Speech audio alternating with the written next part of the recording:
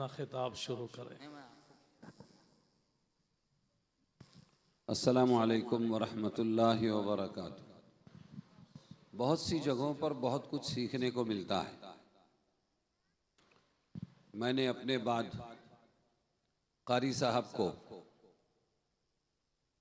ऐसा पाया जिन्होंने बोलना ज़रूरी नहीं समझा बल्कि खामोश रहना ज़रूरी समझा। इस वक्त हर एक को बोलने की बीमारी है और ये सीखने की बहुत ज़रूरत है। और ज़्यादा बोलने को तो कमाल समझा जा रहा है। 3 घंटे की तकरीरें, 3.5 घंटे की तकरीरें। हमने आप सल्लल्लाहु अलैहि वसल्लम का खुतबा और बयान तलाश किया तो 18 मिनट से ज़्यादा नहीं मिला। ये बहुत ज़रूरी है कि काम पूरा हो जाए और बोलो तो मकसद पर बोलो। इब्राहिम लंकन से किसी ने कहा, तुम बेहतरीन मुकर्रिर हो, कितनी तैयारी करते हो? कहने लगे, बयान के टाइम पर डिपेंड है। आप अगर बोलो कि तुमको आधा घंटा बयान करना है तो मुझे 1 हफ्ता तैयारी के लिए लगेगा। अगर कहो कि 1 घंटा तो 4 दिन। अगर कहो कि 4 घंटे बोलना है तो अभी शुरू हो जाता हूं। मक्खन निकालने में कई किलो हमको दूध लगता है, तब मलाई बनती है, मक्खन बनता है। तो ये बहुत अहम पॉइंट है कि भाई जिस मकसद के लिए आए हैं वो मकसद पूरा हो जाए। मैं खुसूसन यहाँ पर ये जो अमला आपके यहाँ तैयारी करा रहा है उसमें ख़ास तौर से जो हाफिज़ उसैद साहब है, मुझे हमेशा इन्होंने मुतासिर किया है और तारीफ़ करना चाहिए कि वो अपने तमाम आज़ार के बावजूद अपने अब्बा के मिशन को लेकर चलने में जितनी कोशिश करते हैं वो मेरे लिए काबिल रश्क है। और बहुत ही माशाअल्लाह मुख्तसर मुफीद अंदाज होता है। तूले लाताइल टाइम पास खुद नुमाई कुछ भी नहीं। और उनके माताहत जो काम करने वाले हैं उन्होंने जो ये लिखा है और बच्चों की तैयारी कराई है वाकई काबिल रश्क है। कुल मिलाकर ये मेहनत बहुत कामयाब है। अल्लाह ताला जज़ाए खैर दे। मैं तो जब पूना में मैंने मंगाया, प्रिंट निकाली और ये सवाल व जवाब मैंने पढ़े तो अभी शिकायतन मैंने उनसे कहा कि इसको मदरसे तक महदूद क्यों किया? ये मेहनत तो हमारी पूरी बस्ती के हर बच्चा और बच्ची पर होनी चाहिए। अब नहीं होती हैं ऐसी बुनियादी मेहनतें। अल्लाह ताला जज़ाए खैर दे, इनकी मेहनतों को कबूल फरमाए, हिस्सा लेने वालों को और हिम्मत अफजाई करने वालों को भी कबूल फरमाए। हज़रत हुसैन रज़ी अल्लाह अन्हु और हज़रत हसन रज़ी अल्लाह अन्हु हमारी आँखों के तारे हैं।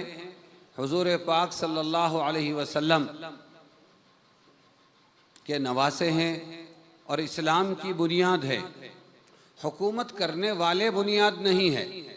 हुकूमत को छोड़कर खिलाफत के लिए जान दे देने वाले ये हमारे लिए बुनियाद है। दोनों में फ़र्क है। खिलाफत चलती रही, खिलाफत के बाद आई मुलूकियत। सबक़त लिसानी से या फ़िक्री गलती से उसे इत्तिहाद लफ्ज़ कहा जाए या जो भी कहा जाए, जो भी मकसद रहा हो, हज़रत मुआविया रज़ी अल्लाह अन्हु को हम गलत नहीं कहते हैं, हक़ पर मानते हैं, लेकिन अफजल कभी नहीं कहते। अफजल तो अल्हम्दुलिल्लाह हज़रत हसन और हज़रत हुसैन और अहले बैत रहे हैं, सलाहियत के एतबार से भी, सालिहियत के एतबार से भी। ऐसा नहीं कि इनमें सलाहियत नहीं थी, बल्कि ये जो कुछ था हुकूमत का चक्कर था, जो दूसरों की तरफ से था, ये इक़्तिदार का भी चक्कर था, हुकूमत का भी चक्कर था। इसलिए हज़रत हसन और हज़रत हुसैन रज़ी अल्लाह अन्हुमा ये हमारे लिए सबसे पहले नमूना है तर्के हुकूमत में, कुर्बानिये जज्बात में, ईसार में और उम्मत को लड़ने से बचाने में। आजकल की हुकूमत का जो मिजाज है, बच्चे अगर बैठ जाएं एक जगह तो अच्छा ये चल फिर के माहौल ख़राब ना करें। आजकल का मिजाज है कि हुकूमत के वास्ते जायज़ नाजायज़ सब कर डालो। ये वहाँ नहीं था, बल्कि हुजूर पाक सल्लल्लाहु अलैहि वसल्लम ने कई किस्म की पेशीन गोई फरमाई थी।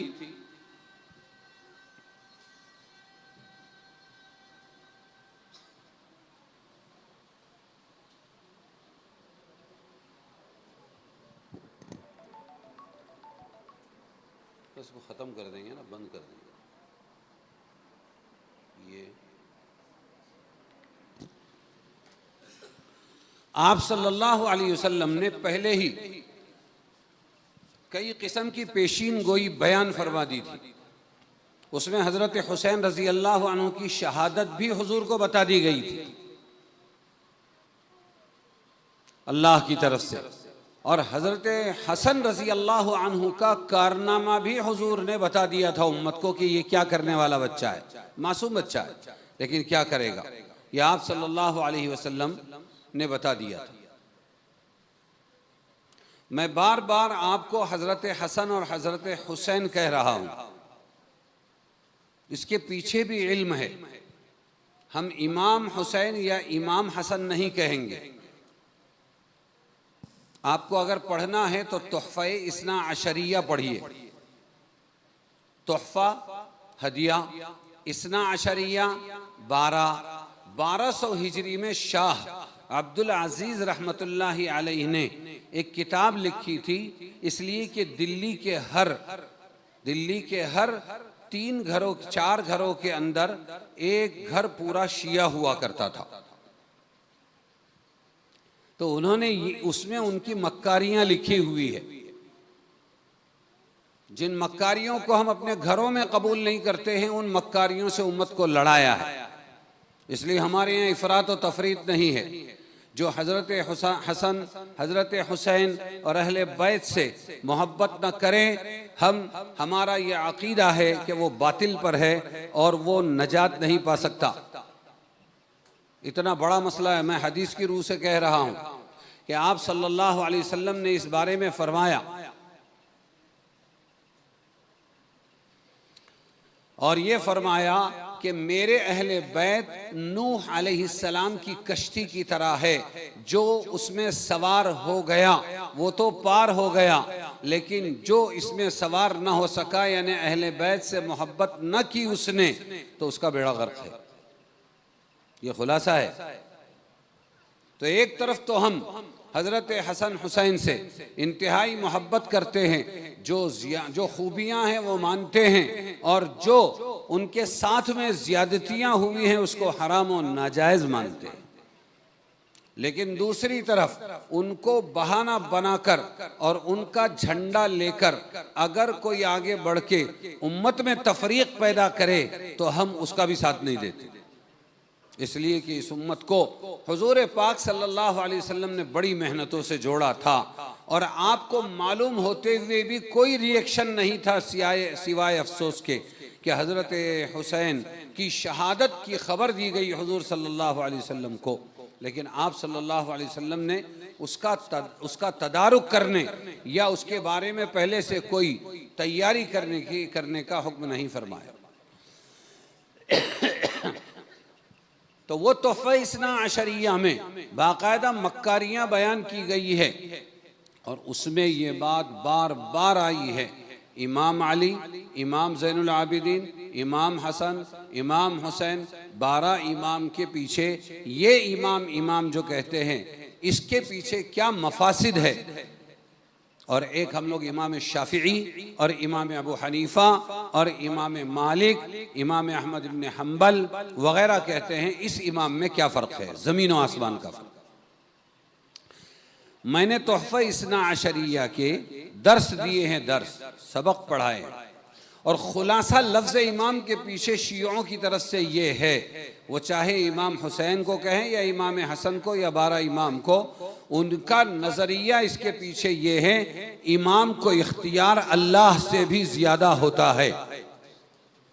इमाम को इख्तियार अल्लाह से भी ज़्यादा होता है। अल्लाह ताला ने हज़रत अली को पूरी कायनात का इख्तियार देकर अल्लाह छुट्टी पर चला गया। फिर वहाँ से वो इख्तियार उनके बेटों के अंदर और बेटों के बेटों के अंदर आता रहा। क्या इख्तियार है? वो हलाल को हराम कर सकते हैं और हराम को हलाल कर सकते हैं। आप समझो इसको, अल्लाह से बढ़कर इख्तियार कि हलाल को हराम कर सकता है इमाम और हराम को हलाल कर सकता है। इसलिए बस मैं ज़्यादा तफसील में नहीं आऊँगा। इसलिए हम लफ्ज़ इमाम बोलने से, इमाम हसन और इमाम हुसैन को लफ्ज़ इमाम बोलने से हम परहेज़ करते हैं। और ये रह गई बात कि इमाम शाफ़ी चारों अइम्मा, तो ये इमाम सिर्फ़ इस एतबार से है कि हदीसें और कुरान पाक की जो बातें हमको समझ में नहीं आती थी, उन अहकाम की वजाहत अल्लाह ने इनको अता फरमाई, अब हमारी समझ में आया, इसलिए तरजीह हमने इमाम शाफ़ी को दी, हम उनके पीछे चलने वाले बन गए। और किसी ने इमाम अबू हनीफ़ा को तरजीह दी, उनके पीछे चलने वाले बन गए। और कोई जो इमाम मालिक के पीछे और कोई इमाम अहमद इब्न हम्बल के पीछे चलने वाला बन गया। तो वहाँ क्या है? सिर्फ तरजीह है। ये साहिब शरीयत लोग नहीं है कि इन्होंने कोई हराम था उसको हलाल किया और कोई हलाल था उसको हराम किया। यहाँ इमामत का मतलब मुक़्तदा है और कुछ नहीं है। जिसे हज़रत अबू दरदा रज़ी अल्लाह अन्हु ने फरमाया था, नहनु कौमुन युक़्तदा बिना, हम एक ऐसी कौम है सहाबा की कि हमारी इक़्तिदा की जाती है, हम इमाम रहते हैं, संभल के चलना चाहिए, इसलिए कि हमको देखकर लोग चलते हैं, हम ज़रा फिसले तो लोग फिसल जाएंगे। तो इमाम के इस्तेमाल में, लफ्ज़ इमाम के इस्तेमाल में फ़र्क को समझे। मौजू नहीं है मेरा, इस वास्ते उस पर ज़्यादा नहीं बोलूँ। हज़रत हुसैन और हज़रत हसन रज़ी अल्लाह अन्हुमा और उनकी अम्मा और उनके अब्बा के बारे में हुज़ूर पाक सल्लल्लाहु अलैहि वसल्लम ने बहुत फ़जीलतें बयान फरमाई। आप सल्लल्लाहु अलैहि वसल्लम बैठे हुए और आपने अपनी चादर में हज़रत हसन को समेटा, इसी तरह हज़रत हुसैन को समेटा, अब्बा आ गए अली और बेटी आ गई फ़ातिमा, उनको भी समेटा अपनी चादर में और फरमाया, अल्लाहुम्मा हाउलाई अहलु बैती, ये हैं मेरे घर वाले। अल्लाह के नबी ने जिनको अपने घर वाले कहा, उससे बड़ा मर्तबा और क्या हो सकता है। इसी तरह चादर में एक मरतबा इन तमाम को दाखिल किया हुजूर सल्लल्लाहु अलैहि वसल्लम ने। और ये कब हुआ? जब वो मुबाहले की आयत नाजिल हुई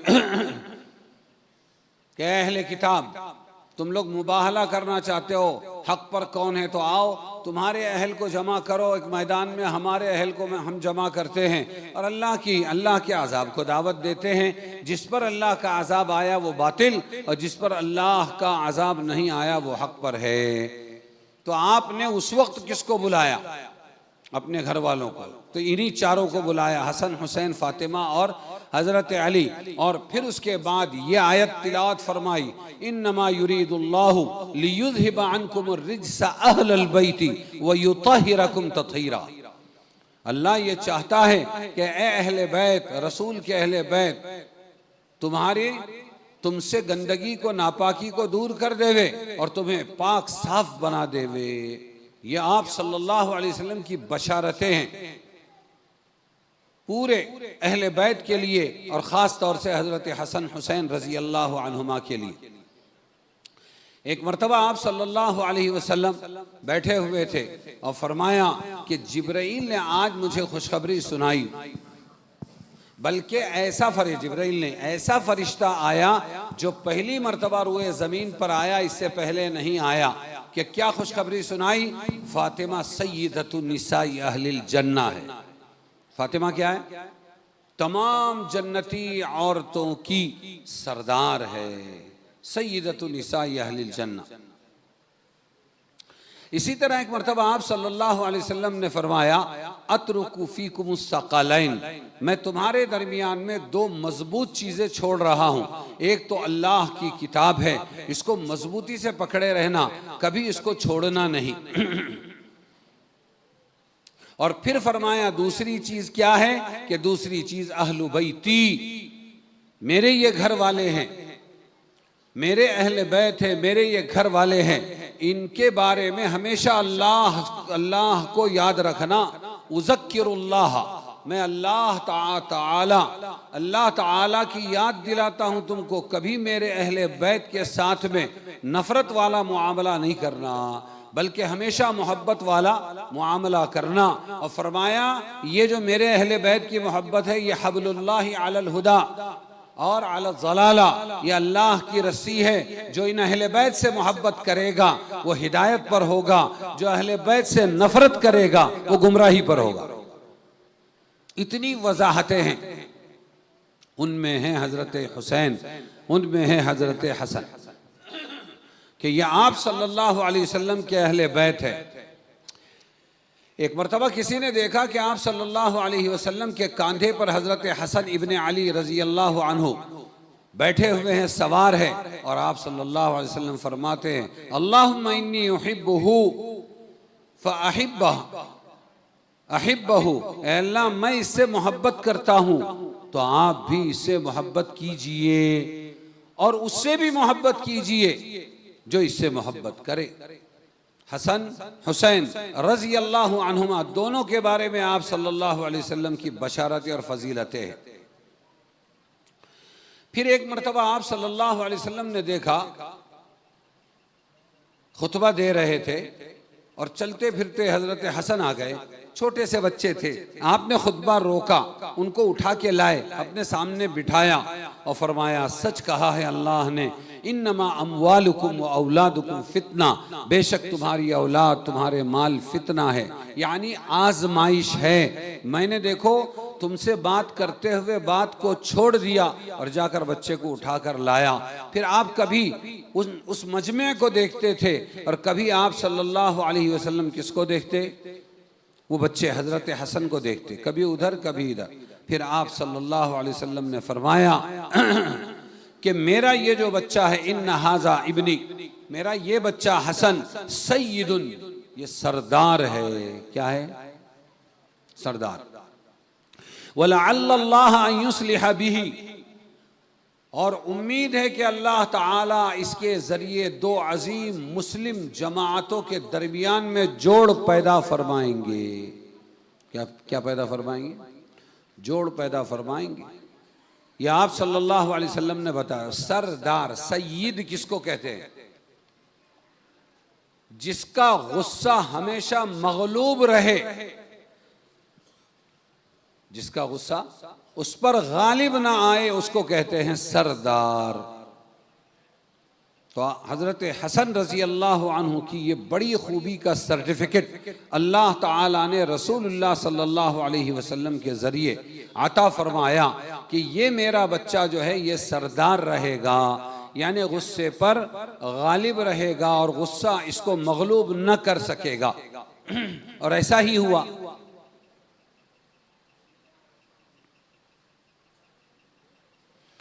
बीवियां थी, जैसे ही हजरत अली रजी अल्लाह अन्हु की शहादत की खबर पहुंची, हजरत हसन रजी अल्लाह अन्हु को उनकी एक बीवी ने कहा, मुबारक हो अमीरुल मोमिनीन बनना।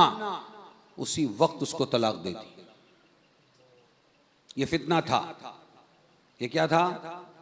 हाँ, पीरा नमी परंग मुरीदामी परानन, ये फितना था। आग भड़का रही थी वो, और इमारत की ख्वाहिश दिला रही थी, बड़े पनी की बीमारी लाने की कोशिश कर रही थी।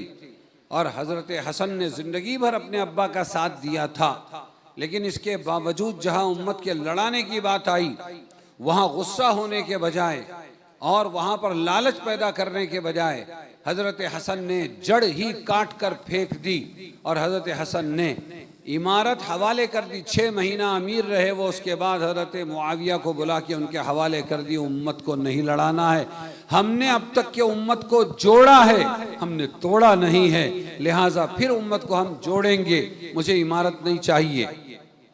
अब जैसे ही उन्होंने ये बयान किया हज़रत हसन रज़ी अल्लाह अन्हु ने, वही फित्तीन लोग थे जो उधर कामयाब हो गए करबला में। पहला ट्राई हज़रत हसन के पास था, उन्होंने बोलना शुरू कर दिया, या आर अल मुमिनीन, ए मोमिनों के लिए शर्म, तुमने मुसलमानों को जलील कर दिया। क्या करके?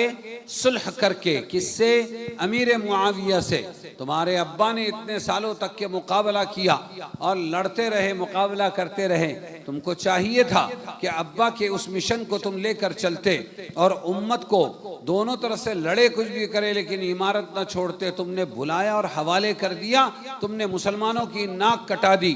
वो खड़े हुए मिंबर रसूल सल्लल्लाहु अलैहि वसल्लम पर हज़रत हसन रज़ी अल्लाह अन्हु इतना बेहतरीन खुतबा दिया, छोटा सा, यूं कहा, ऐ लोगों, हमने आज तक के उम्मत को जोड़ा है, तोड़ा नहीं है। आज मैंने वही काम किया कि उम्मत को जोड़ने के लिए ये कुर्बानी दी है। और सुन लो, अगर ये इमारत मुआविया का हक था तो मैं हकदार को उसका हक सुपुर्द कर चुका, और अगर ये मेरा हक था तो मैंने अपना हक बख्श दिया।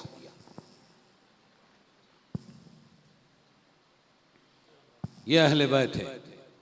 हाँ, हवस छुप छुप के सीने में बना लेती है तस्वीरें। हर एक मफाद परस्त होता है, वो किसी का झंडा उठाता है, किसी का बैनर उठाता है, तो अपना मफाद छुपाकर सामने वाले के जज्बात से खेलता है।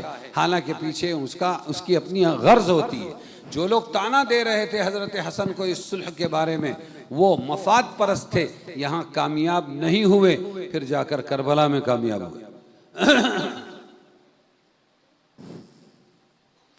तो हजरत हुसैन रजी अल्लाह अन्हु ने अपनी जान कुर्बान करके और अपनी आन कुर्बान करके, हर चीज़ को जान कुर्बान करके, आन नहीं, अपनी जान कुर्बान करके उन्होंने एक बहुत बड़ा सबक दिया है। और वो सबक ये है कि बिकाऊ माल नहीं बनना चाहिए, कि ज़रा से मफाद के लिए, हुकूमत के लिए, इक़्तिदार के लिए समझौता कर लो और अपने उसूलों से हट जाओ और शरीयत के खिलाफ काम करो और सामने वाले की जय जयकार करो। ये उन्होंने सबक दिया कि हम बिकाऊ माल नहीं है, बल्कि हमको तो अपनी जान की आखिरी सांस भी हक को जिंदा करने के लिए देना।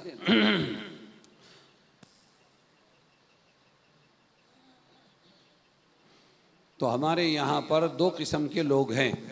एक हज़रत हुसैन से मोहब्बत करते हैं तो उसमें गुलू करते हैं, और एक हज़रत हुसैन से नफ़रत करते हैं, वो नासिबी कहलाते हैं और वो बुराइयां करते हैं। हमको दरमियानी रास्ता अल्लाह के नबी ने दिया है, और वो ये है कि जो कुछ होना था क़ज़ाए क़द्र से हुआ। न हज़रत हुसैन की गलती थी कि हज़रत हुसैन वहाँ क्यों गए जब हज़रत हसन ने मना किया था, ये भी बात गलत है। वो मुज्तहिद है अपनी जगह पर, उन्होंने इस्लाम की जिंदगी के लिए अपनी परवाह नहीं की और उन्होंने कुर्बानी दी, और सामने वालों से बाकायदा समझौता करके, जैसे सवालात में आपने देखा किसने बुलाया था, फिर क्या किया, धोखा दिया। लेकिन इसके बाद भी एक बात याद होना चाहिए, वह हज़रत हुसैन हो, हज़रत हसन हो, या अहले बैत हो, या सहाबा हो, या ताबिईन हो, या उम्मती हो, या आप हो, या हम हो, एक बात याद रहे, हम ला इलाहा इल्लल्लाह मुहम्मदुर रसूलुल्लाह वाले हैं। असबाब तो ज़रूर इख्तियार करेंगे, लेकिन आखिर में फ़ैसला किस पर छोड़ेंगे? अल्लाह पर, और ये कुरान में है। आजकल के ज़माने में भी बहुत से लोग बहुत सी गलत बातें कह रहे हैं। कुछ लोग हैं वो कहते हैं कि नहीं, मुसलमान को 100% अल्लाह पे भरोसा करना चाहिए और उसको असबाब इख्तियार नहीं करना चाहिए। बिल्कुल गलत, कुरान के खिलाफ है। कुछ लोग कहते हैं नहीं, असबाब इतने इख्तियार करो, जैसे इराक वाले ने किया, इतने असबाब में लगा कि अल्लाह ही को भूल गया। और उसने वो जो बास पार्टी थी, तो उसके स्लोगन में और उसके डायलॉग्स में एक डायलॉग ये भी था कि रॉकेटों के ज़माने में, ऊँटों के ज़माने का कुरान नहीं चल सकता।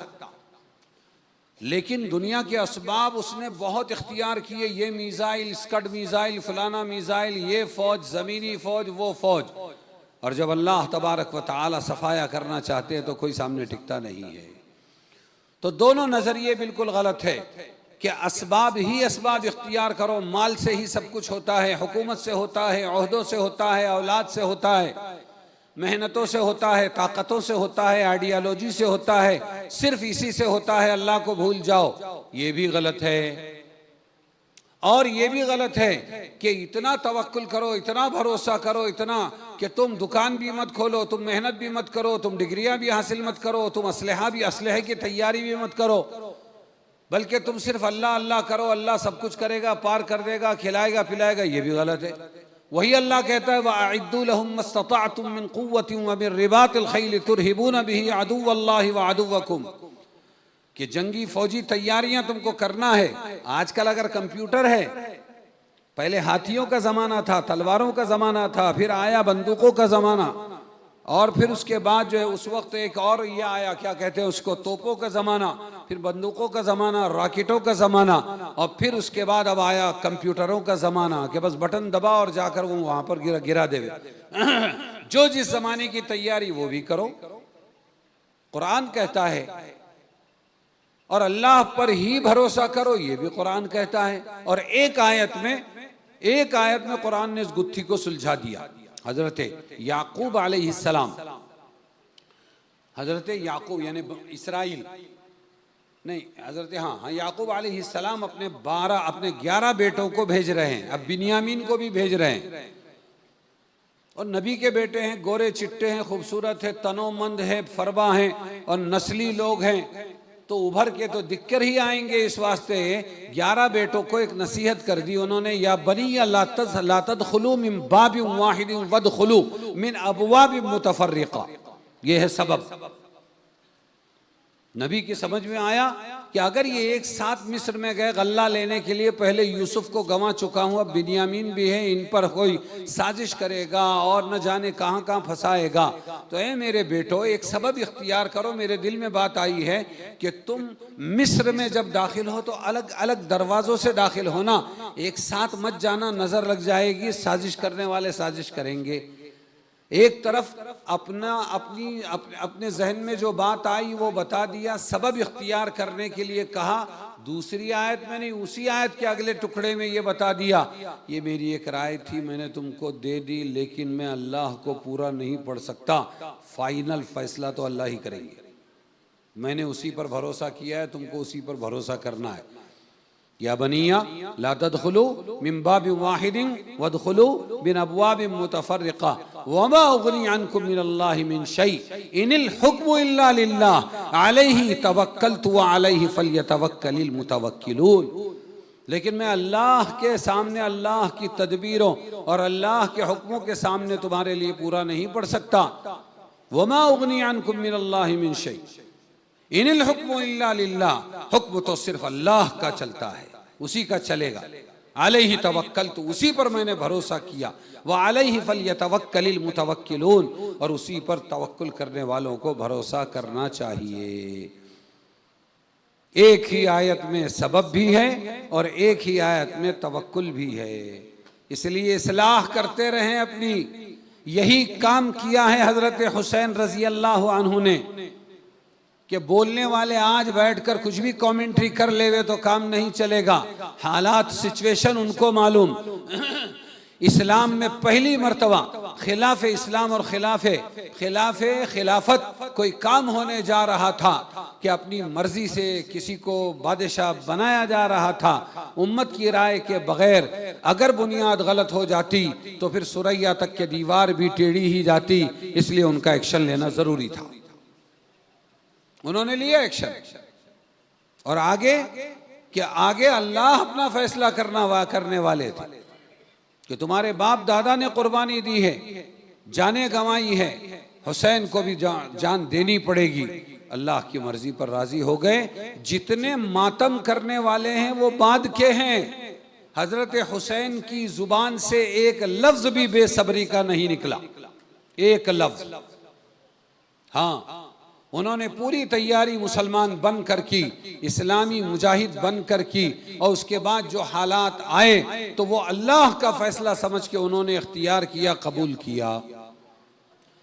बाद वालों ने उसको उसका अफसाना बना दिया और बाद वालों ने अपनी सियासी रोटियां इस तवे पर सेकना शुरू कर दी।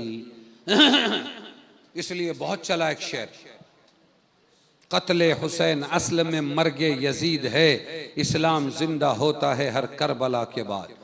और फिर इस मिसरे को तरही मिसरा बनाकर न जाने कितने मुशायरे हुए।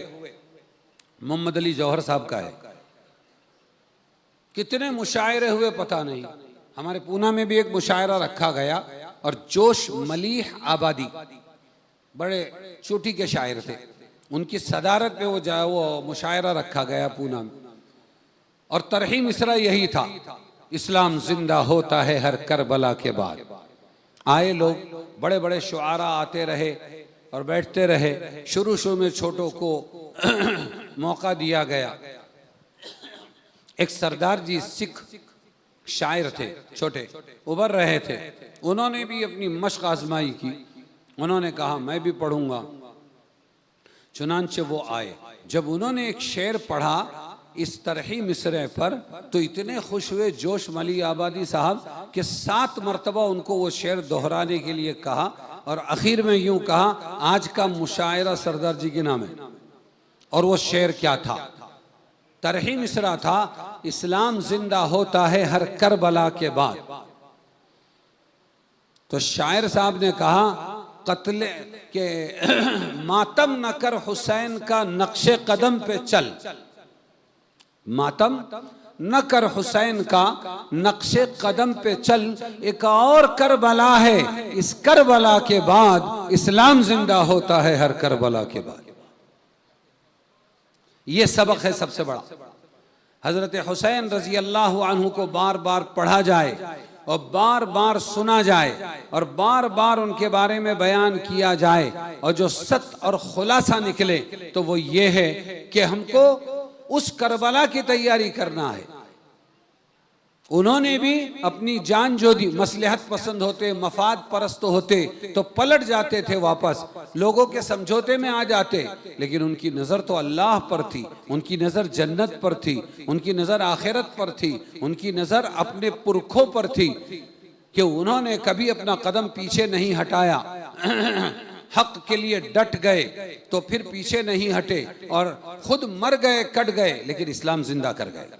इसलिए मुस्लिम तो मुस्लिम, आज गैर मुस्लिम भी उनकी जुर्अत का एतराफ़ करता है और मिसाल के तौर पर उनकी शहादत को बयान करता है। ये एक बहुत बड़ी कुर्बानी थी।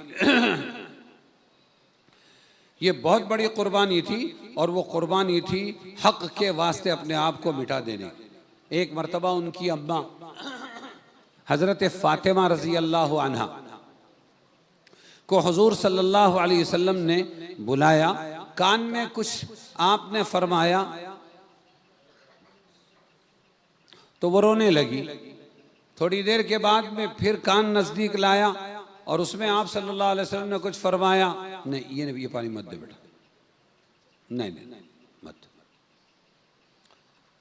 फिर आप सल्लल्लाहु अलैहि वसल्लम ने दोबारा कुछ काना फूसी की उनके साथ में, तो हंसने लगी।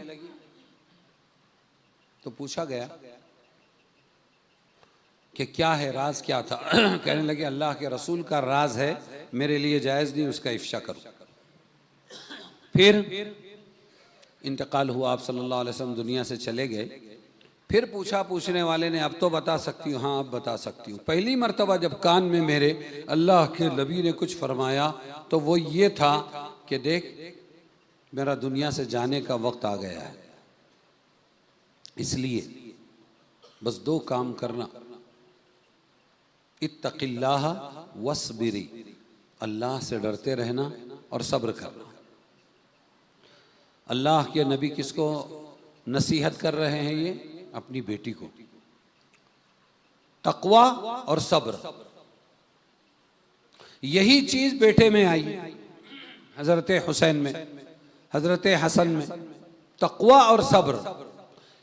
इसको मजबूती से पकड़े रहे। और यही नसीहत आज हजरत हुसैन के इस प्लेटफॉर्म से हम तमाम उम्मत के लिए है कि चाहे जो कर डालो, लेकिन तकवे को, अल्लाह के लिहाज को अपने हाथ से मत छोड़ना। और हाल आता रहेगा, ये दुनिया है, दुनिया यहाँ नबी नहीं बचते हैं, हालात आएंगे। आज का हंसना कल के रोने में बदलेगा, आज का मुवाफिक कल ना मुवाफिक हो जाएगा। बाहर वालों से कम घर वालों से ज्यादा तकलीफें पहुंचेगी, नजदीक वालों से तकलीफें पहुंचेगी, लेकिन हर हाल में मौत तक के डटे रहना, तकवे का दामन हाथ से नहीं छोड़ना और सब्र का दामन हाथ से नहीं छोड़ना। ये सबक है हजरत फातिमा को हुजूर की तरफ से और हजरत हुसैन की तरफ से इस उम्मत को। दूसरी कानाफूसी क्या थी कि अल्लाह के नबी, मैं रोने लगी कि आप जाएंगे दुनिया से। दूसरी बात जो हुजूर सल्लल्लाहु अलैहि वसल्लम ने मेरे कान में कही वो ये, मेरे अहले बैत में सबसे पहले मुझसे आकर तू मिलेगी। हजरत फातिमा से फरमाया तो खुश हो गई कि अब्बा से मुलाकात हो। हजरत फातिमा कहती है सब्र की तलकीन इसलिए थी कि आप छत थे मेरी, चले गए दुनिया से। सुब्बत अलैया मसाइबु लौ अन्नहा सुब्बत अलल अय्यामी सिरना लयालिया, ये शेर है उनका कि मुझ पर ऐसी मुसीबतें बरसी है, ऐसी मुसीबतें पड़ी है कि अगर वो रातों पर वो मुसीबतें पड़ती तो वो दिन बन जाते, दिन पर पड़ती तो रात बन जाते। अलल अय्याम, दिन पर अगर वो मुसीबतें आती तो वो काली रात बन जाती थी। ऐसे हालात, ऐसी मुसीबतें आएगी तो जो कुछ भी अफसाना है, रोना धोना है, ये आज की उम्मत का है।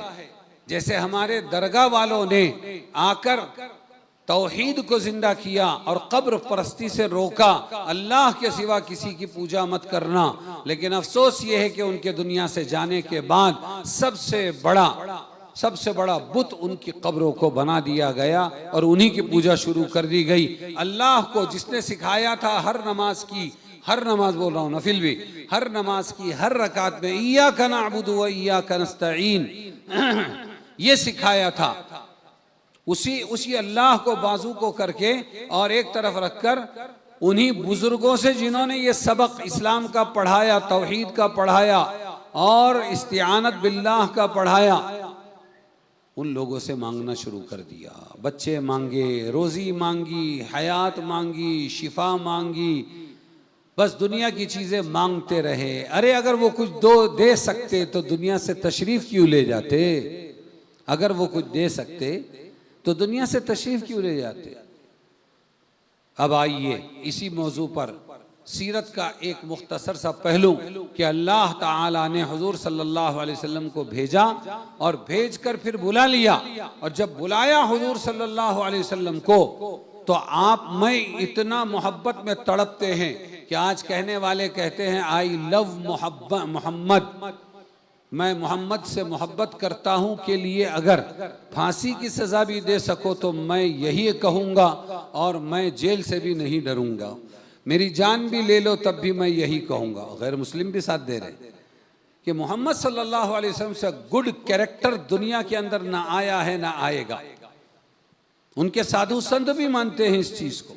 दुनिया के 100 सबसे ज्यादा मकबूल शख्सियतें और अच्छी शख्सियतों को चुना गया तो हुजूर पाक सल्लल्लाहु अलैहि वसल्लम सरे फहरिस्त है। तो लोग तारीफ कर रहे हैं इसलिए हमारे मोहम्मद काबिले तारीफ है नहीं। मोहम्मद का डिक्शनरी मीनिंग आप निकालिए, हम्मद युहम्मिदु तहमीदन फहुवा मुहम्मिदुन। हम्मद युहम्मिदु तहमीद का मतलब है तारीफ करना, हम्द का मतलब है तारीफ, और इसको बाब तफ़ईल में ले जाएंगे तो मुहम्मिद तारीफ करने वाला और आप हैं मुहम्मद तारीफ किया हुआ। कोई तारीफ करे तब हुजूर काबिल तारीफ होंगे ऐसा नहीं, बल्कि हुजूर पहले से ही अल्लाह की तरफ से तारीफ किए हुए।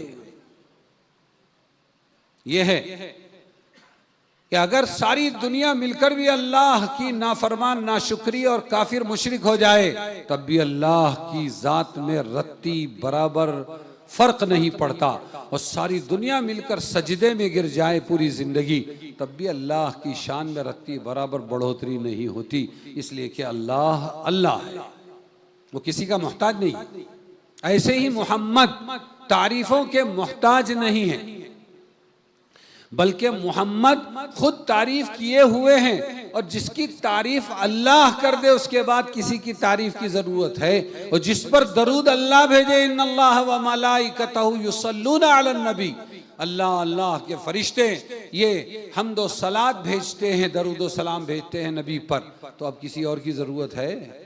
जो करेगा वो अपना भला करेगा, दरूद उसको फायदा पहुंचाएगा, सलाम उसको फायदा पहुंचाएगा, नात उसको फायदा पहुंचाएगी। तो एक काल का परशाद शायर थे, गैर मुस्लिम थे, काल का परशाद। उनसे बेहतर अशार मुझे मुसलमानों में भी नहीं मिले, मुसलमान शुआरा में। वो कहते हैं, हो अर्श से इस फर्श तलक दिरहमो दीनार, दरिया सभी मोती बने, पारस बने कोहसार, हो लालो जमरुद से लदे सारे ये अशजार, और एक सिमत खड़े हो मेरे ये सय्यदे अबरार, फिर काल का परशाद से पूछे कोई क्या ले, नालैने कफे पाए नबी सर पे उठा ले। अब तशरीह सुनिए, इसलिए कि आज के लोगों को इसके बहुत से अल्फाज समझ में नहीं आएंगे। वो कह रहा है शायर, हो अर्श से इस फर्श तलक, अर्श से लेकर आसमान से, अल्लाह के अर्श से लेकर फर्श तलक, सातों जमीन और आसमान, ये बीच की खला भी दिरहमो दीनार, सोने चांदी के सिक्कों से भर जाए, इतना माल हो, इतनी दुनिया हो अर्श से इस फर्श तलक दिरहमो दीनार, और दरिया सभी मोती बने, पानी ना रहे उसमें, पत्थर मछलियां ना रहे, बल्कि ये जितने कतरे हैं ये सब क्या बन जाए कि ये मोती बन जाए, दरिया सभी मोती बने, और पारस बने कोहसार, ये जितने पहाड़ आपके कोकन में दिख रहे हैं और जहां जहां दुनिया में पहाड़ है, ये सब पारस बन जाए, वो धात के किसी भी चीज को लगा दो तो सोना बना देवे, वो आला बन जाए, सोना बनाने का आला, सारे पहाड़ कोहसार, हो लालो जमरुद से लदे सारे ये अशजार, और जितने दरख्त दिखते हैं दुनिया में ये सब लाल और जमरुद से लदे हुए हो, ये उसके ऊपर पत्थर लगे हुए हो, और ये कीमती जवाहरात लगे हुए हो, न पत्ते हो न वहाँ कोई और कोई फल हो, बल्कि सब यही हो, माल ही माल, माल ही माल, माल ही माल, और एक सिमत खड़े हो मेरे ये सय्यदे अबरार। नालैन कहते हैं जूतियों को, नालैन किसको कहते हैं? हाँ, चप्पलों को, दोनों चप्पलों को कहते हैं। तो वो कह रहा है, हो अर्श से इस फर्श तलक दिरहमो दीनार, दरिया सभी मोती बने, पारस बने कोहसार, हो लालो जमरुद से लदे सारे ये अशजार, एक सिमत खड़े हो मेरे ये सय्यदे अबरार, फिर काल का परशाद से पूछे कोई क्या ले, नालैने कफे पाए नबी सर पे उठा ले। क्या ले लूंगा सबके मुकाबले में? जूते हुजूर के। तो मुसलमान अगर अल्फाज से तारीफ करे, नातों से तारीफ करे, कारे सवाब तो है, लेकिन असल तारीफ और असल नात और असली हुजूर सल्लल्लाहु अलैहि वसल्लम की कदरदानी अमल से है। काहे से है? इसलिए सीरत के कई अज्जा हैं। एक तो ये कि आप सल्लल्लाहु अलैहि वसल्लम कैसे पैदा हुए, एक मुस्तकिल बाब है, एक चैप्टर है कि आप सल्लल्लाहु अलैहि वसल्लम घुंघरियालो बाल वाले थे, आप सल्लल्लाहु अलैहि वसल्लम चौड़ी पेशानी वाले थे, आप सल्लल्लाहु अलैहि वसल्लम का पेट बाहर निकला हुआ नहीं था बल्कि सीना पेट दोनों बराबर था, आप सल्लल्लाहु अलैहि वसल्लम चलते थे, कौन सी चाल चलते थे, आप जब पैदा हुए तो दुनिया में क्या तगय्युरात पैदा हुए, बातिल कैसे रेजा रेजा हो गया। आप सल्लल्लाहु अलैहि वसल्लम के पैदाइश पर हलीमा सादिया के यहाँ घर में और उनकी ऊँटनी में और उनके जानवरों में, उनकी ज़िंदगी में कैसी बरकतें आई, एक मुस्तकिल चैप्टर है ये। तो सीरत का एक बाब तो यह है कि आप सल्लल्लाहु अलैहि वसल्लम कैसे पैदा हुए। वो उम्मती नहीं हो सकते, हम हुजूर की तरह पैदा हो सकते हैं? नहीं हो सकते। जिसका बयान करना जानना बहुत जरूरी है, वो अपनी जगह, इसी तरह आप सल्लल्लाहु अलैहि वसल्लम के हाथ पर मुअजिज़ात हुए, चांद के 2 टुकड़े हुए, और आप सल्लल्लाहु अलैहि वसल्लम का एक दूध का प्याला 70 को काफ़ी हो गया। आप सल्लल्लाहु अलैहि वसल्लम ने प्याले पर, लोटे पर हाथ रखा तो खुद ब खुद फव्वारे जारी हो गए पानी के, और पूरे के पूरे मशकीज़ों में से, एक बुढ़िया के मशकीज़ों में से पूरे के पूरे सहाबा ने सैर होकर पानी पिया, पिलाया, स्टोर किया, फिर जैसा था वैसा रह गया। तो एक है मुअजिज़ात का बाब सीरत का कि आपके मुअजिज़े कैसे थे। फिर आप सल्लल्लाहु अलैहि वसल्लम की ज़िंदगी के दूसरे पहलू हैं, लेकिन एक जो पहलू हम उम्मतियों के लिए हैं, हम सीरत का वो पहलू अपने अंदर ला सकते हैं, वो है आप सल्लल्लाहु अलैहि वसल्लम की सीरत, कि आप बोलते कैसे थे, आप चलते कैसे थे, आप सल्लल्लाहु अलैहि वसल्लम लेटते कैसे थे, आप रात को सोते कैसे थे, ख्वाब से बेदार हो जाएं तो क्या अमल था, अपनी बीवी को बिस्तर में छोड़कर अल्लाह की याद की तरफ कैसे लपकते थे, आप सल्लल्लाहु अलैहि वसल्लम वादा करके उसको निभाते कैसे थे, आप सल्लल्लाहु अलैहि वसल्लम लोगों की मदद कैसे करते थे। हमारे अब्बा गए हैं अल्लाह के रास्ते में, घर में कोई नहीं, अम्मा के लिए बकरी का दूध निकालना है, हम भूखे हैं, अल्लाह के नबी चलिए ना, चल चल बेटी चल, कहाँ ले चलती है, मुझे ले चल। आप सल्लल्लाहु अलैहि वसल्लम गए और जाकर फरमाया, बोल दूध निकालूं तो कैसा निकालूं, झाग वाला निकालूं कि बगैर झाग का निकालूं। ये तक खबर थी आप सल्लल्लाहु अलैहि वसल्लम को। आप सल्लल्लाहु अलैहि वसल्लम कैसे गरीबों के काम आते थे, कैसे मदद फरमाते थे, फिर आप लोगों में सुलह कैसे करते थे, फिर आप सल्लल्लाहु अलैहि वसल्लम ख़ानदानी झगड़े कैसे दूर करते थे, फिर आप सल्लल्लाहु अलैहि वसल्लम बुरा बोलने वालों से सरफ़े नज़र और दरगुजर कैसे करते थे, कितने हलीम थे, कितनी बर्दाश्त वाले थे आप सल्लल्लाहु अलैहि वसल्लम, दीन के लिए कितना तड़पते थे, लोगों के दरवाज़ों पर कैसे जाते थे, अपनी बेटी को पढ़ने वाली तलाक को दीन के खातिर कैसे बर्दाश्त करते थे। आप सल्लल्लाहु अलैहि वसल्लम अपने सहाबा को कैसे सराहते थे, निभाते थे। ये है असल चीज़, इसको कहते हैं आप सल्लल्लाहु अलैहि वसल्लम की सीरत। सीरत का बाब हमारे लिए सबक है कि आपने ये सब इसलिए किया ताकि उम्मत भी इसकी मश्क करने की कोशिश करे। हमको एक मीठे की सुन्नत याद रहेगी, बाकी सब भूल गए। अरे मीठा खाना सुन्नत है, लाओ भाई खाने के बाद मीठा खाना सुन्नत है, लाओ भाई मीठा खाने के बाद मीठा खाना सुन्नत है। अरे हुजूर सल्लल्लाहु अलैहि वसल्लम को कुछ मिलता ही नहीं था खाने को, तो मीठा और खट्टा इसकी तमीज़ क्या करेंगे आप सल्लल्लाहु अलैहि वसल्लम। मिल गया तो खा लिया, खजूर थे मीठे थे खा लेते थे, लेकिन हमने मीठी मीठी सुन्नत ले ली और जो मेहनत वाली सुन्नतें थी उनको छोड़ दी। ये गलत। हमें इस पर आना है कि 100 काम मैं गैर नबी के कर रहा हूं, एक काम तो नबी वाला कर डालूं। मेरी बेटी की शादी होने वाली है, मेरी बेटी की मंगनी है, हमारे घर में बच्चा आने वाला है, वो बच्चे के आने की खुशी में औरतें बहुत कुछ करती है, सतवासा वसवासा न जाने क्या क्या करती है। मैं हर चीज़ पर नज़र रखूं, मैं मुसलमान हूं, मैं अल्लाह के नबी का उम्मती हूं। अरे मेरे घर में अल्लाह के नबी के दीन का ख्याल नहीं रखा जाएगा तो क्या जो कलमे से महरूम है वो लोग ख्याल रखेंगे। हर अमल में अपनी बच्चियों को, अपनी बेटियों को, अपनी बीवी को, अपने घर वालों को समझाने की कोशिश करना, एक मर्तबा बोल देना, ये ईमान का हमारे आखिरी दर्जा है। ये कि हाथ से रोक सकते हो हाथ से रोको, बात से रोक सकते हो बात से रोको, और अगर बात से भी नहीं रोक सकते हो तो कम से कम तुम दिल में तो बुरा समझो। वज़ा का अज़ाफुल ईमान, ये सबसे कमज़ोर दर्जा है। हमने तो इतना समझौता कर लिया, कमाओ बेटे से और कमाओ बेटी से और डिग्री वाले बच्चों से और अपनी खिदमत करने वाली बीवी से, इतना समझौता कर लिया कि अल्लाह के दीन को ही रुखसत कर दिया, अल्लाह के नबी के तरीक़े को ही रुखसत कर दिया। ये हमारी बहुत बड़ी महरूमी है। हम आज के इस मौके पर यह अहद करें कि इंशाअल्लाह जितना हो सकेगा मैं अपने नबी के दीन को अपनी ज़िंदगी में लाने की कोशिश करूँगा। बोलो इंशाअल्लाह। उसके लिए तरीक़ा है, जैसे ये नूरानी माहौल हमारे हाफिज़ हुसैन उनके साथियों के ज़रिए ज़िंदा हुआ और बच्चों ने बहुत कुछ रट लिया। आपको एक बहुत बेहतरीन नेमत मिली है, तालीम।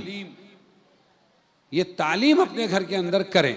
आप तालीम जो करें वो फ़ज़ाइल अमाल की करते हैं उसकी करें, आप चाहे तो मुंतखब अहादीस की करें, आप चाहे तो अल अबवाबुल मुंतखबा मिन मिशकातिल मसाबीह की करें। मिशकात शरीफ का मुंतखब लिखा था हमारे हज़रत जी मौलाना इनामुल हसन साहब ने। आप चाहे तो फ़ज़ाइल अमाल पुरानी कई किस्म की लिखी हुई है उसकी करें, आप चाहे तो कुरान की एक आयत रोज़ाना अपने घर में बैठे सुने और सुनाएं। हम पूरा दिन जिंदा करना चाहते हैं अपनी ज़ात को छोड़कर, तुम कर लो हाँ, तुम कर लो हाँ, तुम कर लो। मैंने मौलाना यूनुस साहब रहमतुल्लाहि अलैहि को देखा, जो सिर्फ महाराष्ट्र के नहीं बल्कि पूरे दुनिया के जिम्मेदारों में थे। मैं जब तालीम करता था फ़ज़ाइल आमाल की, उस ज़माने वो अकेली किताब थी, तो ऐसे घुटनों के बल बैठते थे मेरे सामने जैसे कि कोई अभी इस्लाम में दाखिल हुआ हो या अभी जमात में लगा हो। और मस्जिदवार जमात के साथी को मैं देखता था वो बाहर जाते थे और बाहर जाके दूसरों को अंदर भेजते थे।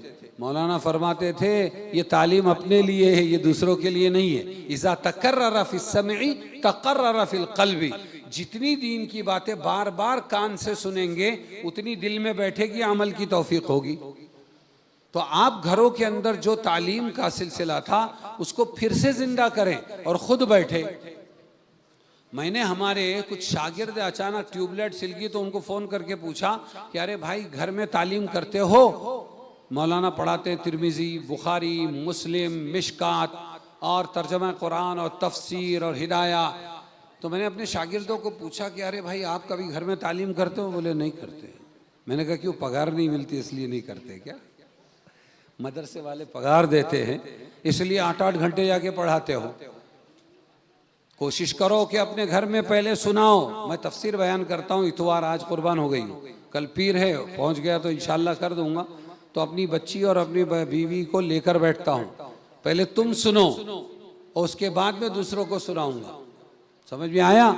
हाँ, कुरान कहता है कु अनफुसकुम व अहलीकुम नारा। क्या कहता है कुरान? ऐ लोगो ऐसी आग से बचो, अपने आप को अपने घर वालों को बचाओ। वक़ूदुहन नासु वल हिजारा, जिस आग को जलाया जाएगा पत्थरों से और इंसानों से, पत्थरों से और इंसानों से जलाया जाएगा, उस आग से बचाओ। किसको? अपने घर वालों को। तो पूछा गया ऐ अल्लाह के रसूल उस आग से बचने का तरीका क्या? फरमाया अद्दिमुहुम वअल्लिमुहुम अद्दीन, बाअदब बनाओ, अपने घर वालों को अदब सिखलाओ और दीन सिखलाओ। ये आग से बचने का जरिया है। बाप नहीं रहेगा दुनिया में लेकिन इल्म दीन रहबरी करेगा। क्या करेगा? इल्म सिखा दिया, अब वो रहबरी कर रहा है।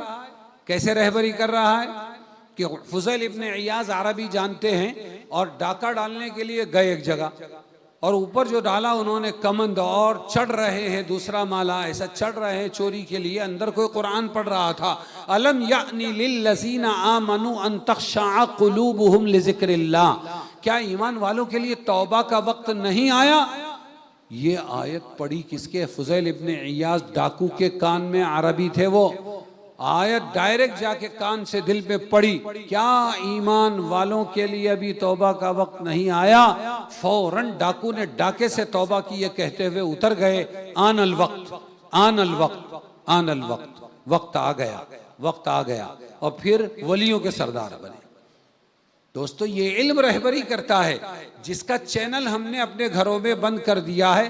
बाकी इतने मालदार बन गए हैं हम, इतने खुददार बन गए कि हर एक के हाथ में जेब में फसाद का चैनल मौजूद है। जब चाहे जहां चाहे फजाइल अमवाल वो खोल के बैठ सकता है। तो माल की फजीलत बनेगी ना, दिल के अंदर वही फजीलत बनेगी। तो दोस्तों, आज एक अहद करें कि इंशाअल्लाह हम अपने घरों के अंदर हुजूर सल्लल्लाहु अलैहि वसल्लम की सीरत को पढ़ेंगे, पढ़ाएंगे। बोलो इंशाअल्लाह। और कुरान की आयतें इतनी मस्त लिखी हुई है कि एक सफ़ा रोज़ाना पढ़ो, आपके 5 मिनट जाएंगे, ज़्यादा से ज़्यादा डबल अच्छी तरह पढ़ो तो 10 मिनट।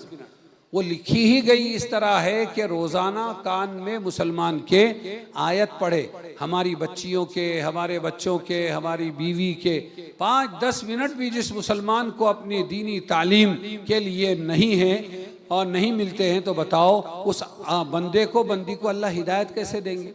तो आप सल्लल्लाहु अलैहि वसल्लम की सीरत हमें लेना है और उस सीरत पर अमल करने की नीयत से लेना है, मालूमात बढ़ाने के लिए नहीं। मालूमात का तो ख़जाना आपके हाथ में है। वस्ताद को बोलो खाली यूट्यूब को फलानी चीज़ बताओ, वो बराबर बताएगा। वो हिंदू मुस्लिम नहीं देखता, वो पार्सलिटी नहीं करता, मैंने उसका नाम उस्ताद रखा है। तो मालूमात का तो ख़जाना आपके पास है, लेकिन मालूमात से कुछ नहीं होगा। मामूलात की नीयत से, अल्लाह मैं हुजूर की ये सीरत, कुरान की ये आयत इस वास्ते पढ़ रहा हूँ कि मैं इस पर अमल करूँगा, तो अल्लाह तबारक व तआला आपको अमल की तौफीक देंगे। करेंगे ना इंशाअल्लाह। तो ये हमारे हज़रत हुसैन रज़ी अल्लाह अन्हु के बारे में सही सही मालूमात जो दी गई, ये बहुत बड़ी नेमत है। अगर आप सही मालूमात नहीं लोगे तो याद रखो, गलत मालूमात नुक्कड़ों से, चौराहों से, दुश्मनों से, हाँ, आपके पास बराबर पहुँचेगी, आप उसी को दीन समझ बैठोगे। जो गुमराह तबका इस वक्त उम्मत में है, उसको हिदायत इसलिए नहीं मिल रही है कि वो गलत को गलत समझ के नहीं कर रहा है, बल्कि वो गलत को सही दीन समझ के कर रहा है। अब जिम्मेदारी किसकी है? हमारी है कि हम खुद भी सही सीखें और गलत को अपने दिमाग से निकालें और अपने घर वालों को और अपने मुसलमानों को सही सिखाए, पहुंचाएं बहाने से, और गलत को निकालने की कोशिश करें, तब अमल की कुछ उम्मीद होगी। वरना तो अभी गई तुम्हारी, क्या गई देखो, ईद मिलादुन नबी गई ना। हमारे यहाँ ईद दो ही हैं बाबा, एक वो ईद उल फित्र, एक ईद उल अजहा। ये ज़बरदस्ती ये बर्थडे जो है ना इनकी, क्रिसमस, उसके मुकाबले में ईद मिलादुन नबी रखी गई, तो वो गई अभी। मैंने गुज़िश्ता साल देखा था, इस साल मेरे को टाइम नहीं मिला। गुज़िश्ता साल कुछ आए थे, क्लिप्स आए थे, उसमें था कि हुजूर सल्लल्लाहु अलैहि वसल्लम के नाम पर गुड्डा झूले में लिटाया हुआ है, इतना बड़ा केक लाए हुए हैं, हाँ, और वो रंग बिरंगे कपड़े वाले जो रहते हैं, और वो चाकू भी हाथ में है, और हैप्पी बर्थडे टू यू या मोहम्मद इब्ने अब्दुल्ला या मोहम्मद रसूलुल्लाह। कहाँ पहुंची बात, कहाँ पहुंचे? इसी को दीन समझ रहे हैं। इसको क्या समझ, दीन समझ के कर रहे हैं वो। तो सही जब नहीं बताओगे और खामोश तमाशाई बने रहोगे, तो फिर सीरत के नाम पर दुर्गत तो बनेगी। फिर बताओ ये जन्नत में जाएंगे कि जहन्नम में? कि जिन्होंने फिल्म बनाई उन्होंने भी इसकी एहतियात बरती कि ऊँटनी दिखाई खाली उन्होंने, लेकिन उन्होंने हुजूर की शबीह नहीं दिखाई। लेकिन आज ऐसे लोग पैदा हो गए मुसलमानों में जो गुड्डे को मोहम्मद रसूलुल्लाह बता कर उस पर हैप्पी बर्थडे कर रहे हैं और केक काट रहे हैं, और हम तमाशाई बने हुए हैं। इसलिए हर वो काम जो मुसलमान करे दीन के नाम पर, मोहम्मद की मोहब्बत के नाम पर, वो सही हो, कोई सही नहीं, बिल्कुल गलत। आपने पहले ही फरमाया था, जब लोग आए कि हमने देखा, बादशाहों को देखा लोग सिजदा करते हैं, काबिल एहतराम तो आप है, लाइए आपको सिजदा करे। फरमाया बिल्कुल नहीं। अगर अल्लाह के बाद मैं किसी को सिजदा जायज़ करार देता तो बीवियों से कहता कि तू अपने शौहर को कर ले सिजदा, लेकिन हमारे यहाँ अल्लाह के सिवा किसी को सिजदा नहीं है। और आगे सुन लो कि देखो यहूद और नसारा ये मोहब्बतों में गुमराह हो गए। वकालतिल यहूद उज़ैर इब्नुल्लाह, वकालतिन नसारा मसीह इब्नुल्लाह। इन्होंने अपने नबी को इतना बढ़ाया कि अल्लाह का बेटा बना दिया, गुमराह हो गए। तो सिर्फ नफरतें गुमराह नहीं करती, अंधी मोहब्बतें भी गुमराह कर देती है। खबरदार तुम कभी मेरे साथ ऐसा मत करना, अल्लाह के नबी ने पहले ही बता दिया। बल्कि सिर्फ इतना कह देना, मोहम्मद कौन है? अब्दुल्लाही व रसूलुहु। क्या मर्तबा बताया? अब्दुल्लाही व रसूल। अल्लाह तबारक व तआला हमें सही जानने की तौफीक नसीब फरमाए, और हमारे जो अहले बैत है और खुसूसन हज़रत हुसैन, हज़रत हसन रज़ी अल्लाहु अन्हुमा, उनके साथ सही मोहब्बत करने की तौफीक नसीब फरमाए, और अल्लाह तबारक व तआला गलत से हम सब की हिफाजत फरमाए, हुजूर की सीरत को अपनी ज़िंदगी में लाने की तौफीक अता फरमाए। व आखिरु दावाना अनिल हम्दुलिल्लाहि रब्बिल आलमीन।